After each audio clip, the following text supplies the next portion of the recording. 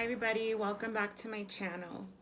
So today's video is going to be about how to budget, and I feel like this is really important. I know there's a lot of uncertainty right now because of the state of the world and this pandemic, but they have been predicting that we were going to have a recession. At least I've been knowing for the last year or so, because I read a lot of news, and so it was in Forbes and CNN. However, I don't think anybody anticipated a global pandemic was going to happen and kind of catapult us into it so quickly. So if you are still working and getting a steady paycheck, this is going to help you. But also if you're expecting to get a, what do you call that? An unemployment check soon, this is also going to help you to figure out how you're going to allocate that money so that it doesn't run out and so that you're in a better position. So you're watching this video because budgeting is important to you in some way, or you know deep down inside that you need to do this. So really figure out what's your why. For me, I am actually pretty new to the budgeting world. I don't have it all figured out. I'm just here to share kind of what works for me and my family, figure out what style fits your family and the things that you value, because we don't all spend money the same, right? So figure out your why. For me, it's having money for things that I value and enjoy, which are taking trips, saving money for a house, and basically giving my son a better quality of life. That's what keeps me going. Eventually, I would like to be consumer debt free. That means no credit cards, no loans, and be able to have all the money in my paycheck to spend however I wish. It can be done. I've been, interacting with a lot of people in the budgeting community, and this is a way of life. And so we have to learn how to be a little bit more disciplined in the process instead of paying for things that are in our past. I want to leave the past behind and be able to have all my money for me, for whatever vacations I want, for whatever I want to buy my son, to plan for our future. Does that make sense? So think about your why, and that's where you're going to find that motivation. I didn't intentionally set out to budget. That's not something that I grew up with. It's not something that I've seen modeled. So actually one time I went down the YouTube rabbit hole and stumbled upon a budgeting video, and next thing I know, I watched another one and another one and another one, and I was like, oh my gosh, this is awesome. I can do this. And so that happened last September. What I learned from what I saw made a whole world of difference when Christmas came. Christmas is such a big issue for a lot of people, or the holidays are, but guess what, you guys? Christmas falls on the same date every year. And I started budgeting for it in October. I just figured, hey, I get this amount of paychecks. This is the amount of money that I want to have for Christmas. And then I divided it by the number of paychecks, and it worked. We charged zero money to credit cards. And that's something that I was really proud of. And, we can do it for other things. So you can basically do this for anything you want. Nobody's going to tell you how to spend your money. You can save for Disneyland. You can save for Christmas. You can save for your house. Whatever you guys want to do. So I'm going to stop rambling, and I'm going to show you guys how to do this. So the first thing you want to do is figure out how much money you actually need per month. Okay, you don't have to use a tracker like this if you don't want to. I mean, literally, you can just keep it in a notebook if you'd like. So I am a very visual person. I do like having things that I can see, that I can mark off. And so this is just a mock-up. I wanted to make sure that we had nice round numbers, and also numbers that are more relatable. The cost of living, as you guys know, in Los Angeles and the Bay Area, in California, is usually really high. So I want to keep the numbers kind of accessible, so that if somebody's watching this video, they're like, oh, okay, I can do this. So these are all, fictitious numbers, but you guys will get the point. So I went ahead and wrote down rent, credit card number 1, credit card number 2, car payment, credit card number 3, insurance for your car, personal loans or student loans, and credit card number 4 for a grand total of $3,300 a month in fixed expenses. So there is a difference. You have your fixed expenses, which are things that you're always going to expect and that are usually around the same amount of money. And then you have your variable expenses, which are like your groceries, and just like things that you aren't too sure what it's going to be every month. For example, here they don't charge us electricity every month, it's every other month, and some months might be higher and some months might be lower. So you can track those here or somewhere else, but the gist of it is knowing what your fixed expenses are, and then with your money figuring out kind of a general budget for your variable expenses, which are the ones that are a little bit unpredictable. That could also be your toiletries. You know, you might not need cleaning supplies and toilet paper every month or every 2 weeks. So it's just allowing yourself to have a budget for your variable expenses, but also having some real concrete numbers of what you actually need to pay every month. I hope that makes sense. So I'm going to go to my bill tracker and I'm going to figure out what bills have not been paid since the last time I paid bills, right? So if we can see right here, if you guys can see right here, all these bills have already been paid, and the next things that are going to be due are going to be a credit card payment and my insurance payment.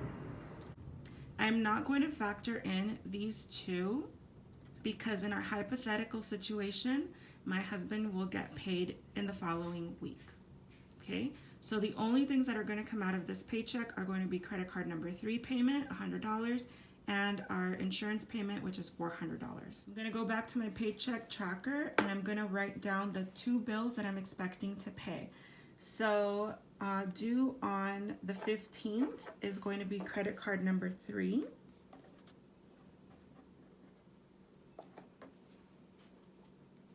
And it's due on 4/15. And the bill is $100 is my minimum payment. I'm gonna leave it the same, even if my minimum payment is only 50 bucks or 60 bucks. I wanna budget and round up a bit so I can pay it off a bit quicker. The next bill we're gonna pay according to my bill tracker is my insurance. That is also due on 4/15, and that's $400.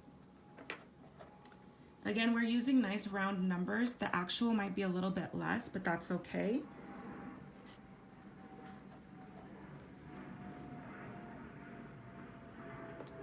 Okay, and so if my paycheck was $1,600 and my total bills are only $500, that means I have $1,100 left over.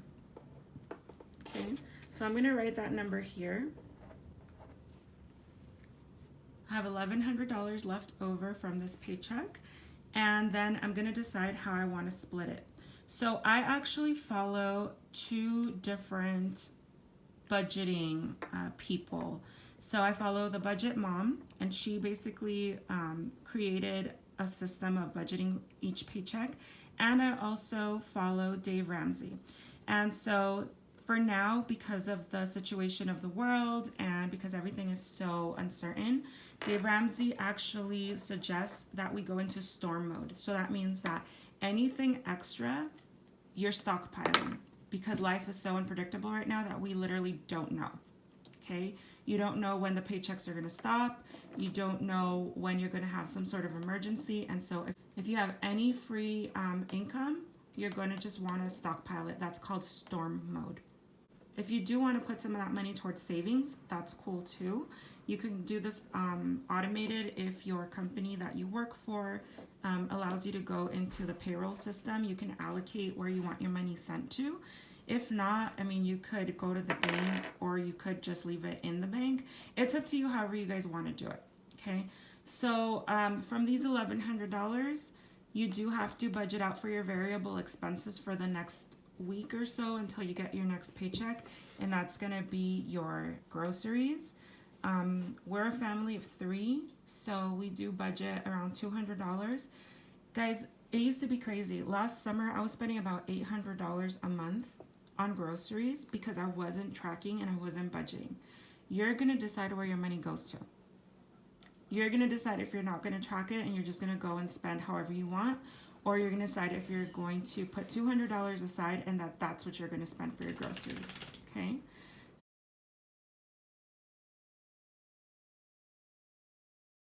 So it's all up to you guys. So for these 1,100, let's say I want to put $500 into savings, okay? And I might go to the ATM and withdraw that money and just have it here in cash, or I might decide to just have it transferred into my savings account. It's up to you, okay? And then whatever you have left over is what you have to work with for your groceries and for any other variable expenses that you might have from now until your next paycheck. What I like about this paycheck tracker is that it allows you to put up to 3 paychecks on the front, and then she did make it double-sided so that if you have shared finances with your spouse or your partner, that you're able to track everyone's paychecks and project what's going to come out of each of those paychecks. I hope this makes sense. Everybody should have an emergency fund for unforeseen circumstances.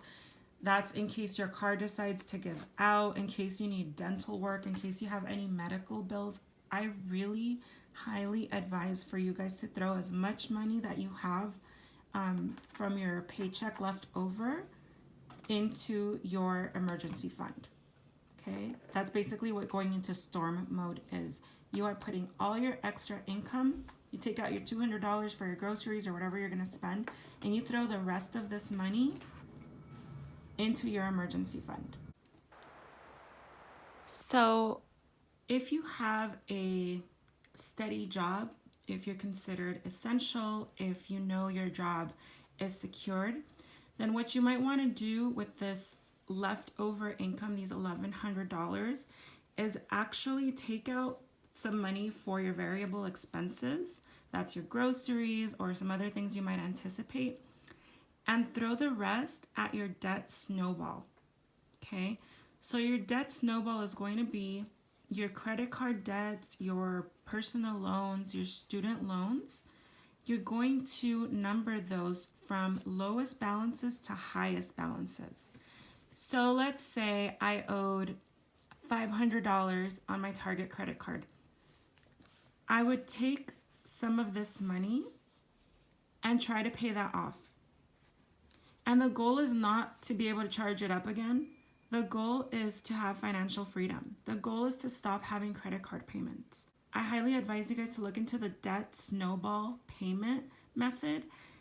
There is another one called the avalanche method, which is you're working backwards and you're paying off your highest balances first from highest to lowest.